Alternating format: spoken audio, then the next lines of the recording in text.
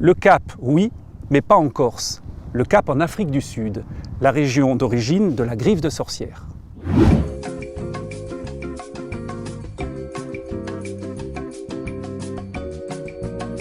Ce qui est encore plus intéressant que de savoir d'où elle vient, c'est de comprendre son nom en latin, Carpobrotus, qui veut dire tout simplement fruit comestible.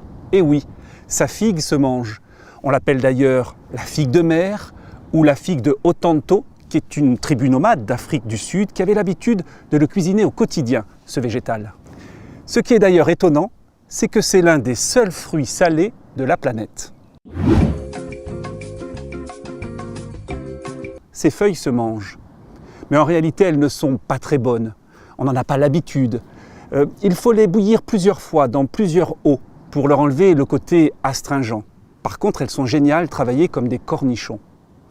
Ce qu'il faut savoir pour autant, c'est qu'en Afrique du Sud, depuis toujours, la tribu Otranto les mange comme de vulgaires légumes, mais surtout s'en soigne la gorge et les maux d'estomac.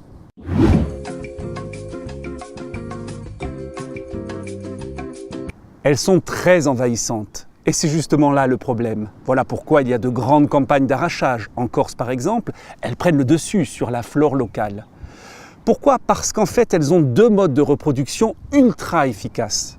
D'abord ce fruit, disséminé par les animaux avec plus de 2000 graines à l'intérieur. Et puis surtout chaque individu qui est capable de se reproduire par rapport à un simple nœud juste à côté de la première plante. Et imaginez-vous bien, une seule plante de griffe de sorcière à un seul individu peut mesurer jusqu'à 20 mètres carrés sur 50 cm d'épaisseur en seulement 10 ans de vie pour un individu.